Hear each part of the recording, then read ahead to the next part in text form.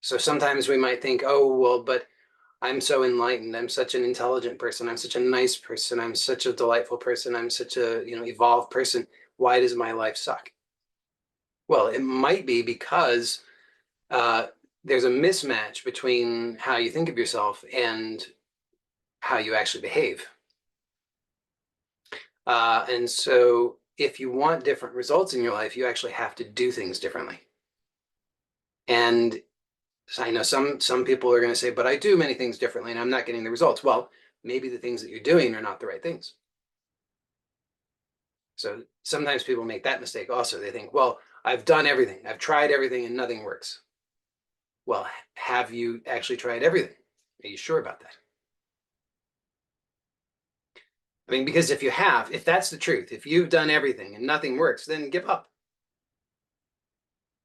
Like, sincerely, just give up. Because if you have really done everything and nothing works, what other possible solution is there? You've done everything and nothing works. You've already concluded that. So there's no possibility. Just give up.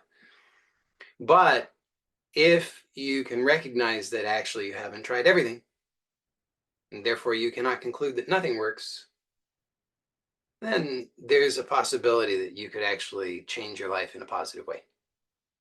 So it's useful to start from the right understanding. Just tell yourself the truth, which is you haven't tried everything, and possibly you've been doing things in ways that have not been working well for you, and that's why you've been getting the results that you've been getting.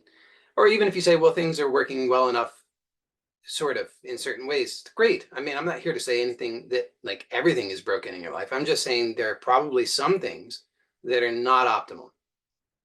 And you can improve those things. That's within reach for you. You actually have the ability to do that. And in order to do that, you need to actually empower yourself, or you need to claim your authentic power and recognize that you actually have to do those things. You have to take the steps. You have to choose to make those changes in your life. And that's going to happen through your own empowerment. It's not going to happen because somebody else is going to do it for you. It's not going to happen because of the event that you're going to participate in. I'm not denying that there might not be things which could catalyze change, but ultimately the real change has to be sustained through your change in behavior. It has to happen because you're actually making the change in how you think, how you feel, how you react, how you perceive, and the actions that you're taking in your life on a day-to-day basis. It's not going to happen because you do something once. It would be, it'd be like if you said, I'm going to get in shape. I'm going to go for a run. I mean, if you did that once, is that going to work? No, it's not going to work.